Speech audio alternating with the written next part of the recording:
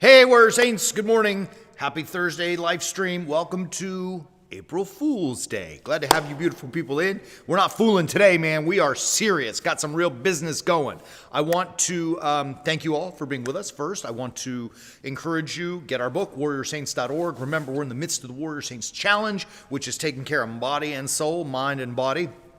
Post, let us know what you're doing, what's your exercise, what you read, what do you think. We also want to ask you like, share, click, hit the bells, all that good stuff. We really appreciate it. If you like this, help us get the word out. We are continuing to grow, thanks be to God, and thanks to your effort. On this beautiful day of Fools, let us talk about those who don't believe in God. And why are we going to talk about that? Because it's something that we've been working on here at the Warrior Saints movement, because there's a lot of people that profess not, that are anti-Christianity. Let's just say it. So let's jump into the Psalms, Psalm 14. Now, the Psalms are poetic, beautiful texts. There are different types. They're not all exactly the same. They have different intent, written for different purpose. Many of them are prayers that are written by whoever wrote them, the scribes, for the king to read in like solemn religious assemblies. In the Orthodox Church and in Christian churches as well, we use the Psalms for that very purpose. They're read as prayers, both in our personal devotions, but also in a liturgical context. Some of the Psalms are written as wisdom literature, meaning they are offering to the hearers that if we listen to them and recognize what God is saying, we will find wisdom. And wisdom is important, obviously, but here's why wisdom is important biblically. It's a very clear term which is opposite of folly, right? So in the Bible, there's wisdom and its opposite folly or foolishness. There's no in between for the scriptural mind. And folly leads to death. Wisdom leads to life, right? So like anything that you see in the Bible that uses the word wisdom or is anti-foolishness or anti-folly, it is from what we call wisdom literature. And Psalm 14 falls squarely within wisdom literature. And it starts very abruptly with aggression and like getting down to it. And it says, the fool, the one who is focused on death, the fool says in his heart, there is no God. Right? So right away they're saying, if you say there is no God, you're already inclining towards death. They are corrupt. It says in verse 1, the continuation. They are corrupt and do abominable deeds. There is none that does good. Right? So to say in our heart there is no God is to be foolish. Right? Now, I know that there are very intelligent men and women, some whom we love and may even personally know. We may even be some of those people who really are struggling with atheism and true atheism, not the trendy little, I'm an atheist, that we see today. That's silliness. But those who are really struggling with it because they're asking difficult questions. And some of the answers that maybe we've given, they're deeper and they're smart people and they know that. Excuse me. And they struggle.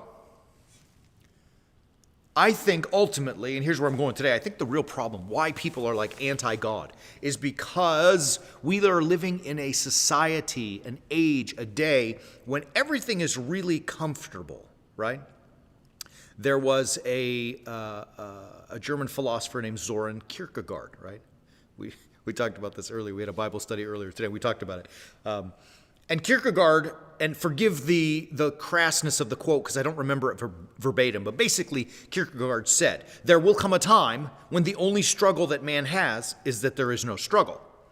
And I think what he was saying, what Kierkegaard was trying to say is like, look, when it gets to the point, because our technology is advancing and we're able to do so many crazy things, so many good things, that like, look, we're not going to have to struggle. And that will be a struggle in and of itself. And we're probably there, right? In this world that we live in, we're blessed. Technology is unbelievable, right? I mean, I know it will improve in time to come, but it's amazing right now.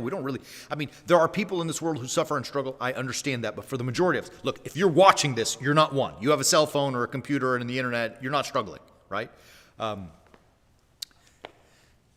There is a time, and that time may be now. And without that struggle, we have fallen short of who we are and who we are supposed to be. You understand? All right. I'm rambling at this point because here's where I want to go with it all.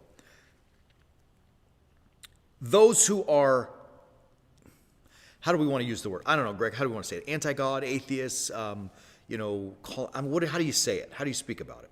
Truly. I use atheist. Atheist? Yeah, people but self-proclaimed atheists. Okay. So, Greg uses the term, or clarify for me, self-proclaimed atheists. Those who profess to be, to think that there is no God. Why do they do that? I mean, anyone who's anti-Jesus, it's rough for me, because usually to be anti-Christ, not the Antichrist, but to be against Christ, because what do they say? Well, it's, the Christian faith is oppressive. The Christian faith is misogynistic.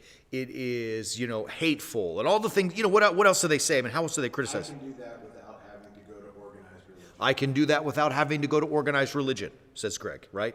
I mean, all of those things. And then if you really examine Jesus, now let's take it from the perspective of the social justice movement who wants, to move things forward in a certain way. Look at Jesus' life, right? He didn't own anything. He gave everything away. He hung out with the poor and the widows and the orphans. He healed them. He defended them. His 12 closest buddies were uneducated, poor fishermen.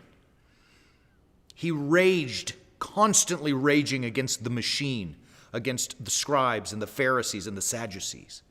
His message was one of love. I mean, it's not one, it is the message of love. I mean, that's the message.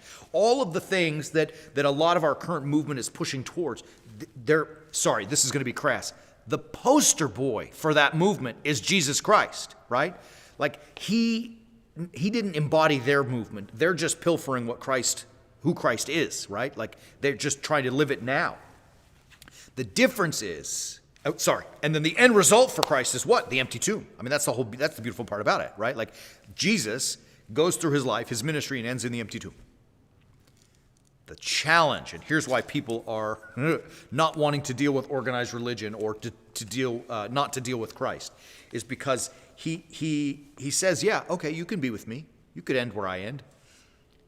If any man would come after me, let him deny himself and take up his cross and follow me, right? So in a world that is without struggle, you want me to do what, Jesus? You want me to deny myself? What are you talking about, right? That's why there's the struggle. And so instead of manning up and womaning up and putting on the big boy and big girl pants and doing hard things in life, we like the soft, smooth, easy. And anything that threatens that, in most certainly, that is the gospel of Jesus Christ, which is the gospel of crucifixional living. We don't want anything to do with it. We don't want to do the hard things. We want to be comfortable, which is fine until you end up as a 30-year-old man living in your mom's basement watching porn, playing video games, and depressed and angry and led like sheep to whatever the, news media tell you, and the, all of the puppet masters out there, right? Anyways, all right. I totally got off track today. Forgive it. But here's the key for us as warrior saints. It is for us to embrace the hard things, the difficult things, to fight and challenge ourselves to fight with the monsters that come across our path in life. And if you do so through a crucifixional life, you will, I promise, end in that proverbial empty tomb, both in this life and in the next. It's there. God bless you, beautiful people. I do want to give a shout out to Jan in Northern California. It's her birthday. Happy birthday, Jan.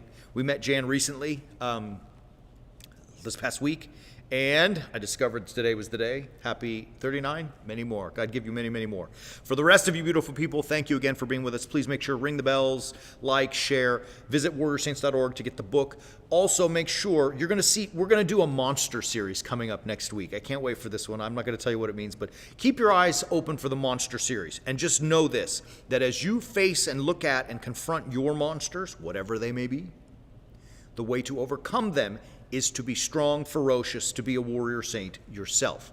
When you subscribe to the way of the warrior saint, you will be working towards making yourself the greatest of warrior saints so that you can conquer your monsters. Love you, beautiful people. We will be back tomorrow at 11 a.m. as always, 11 a.m. Pacific. And until then, keep walking on the way of the warrior saint.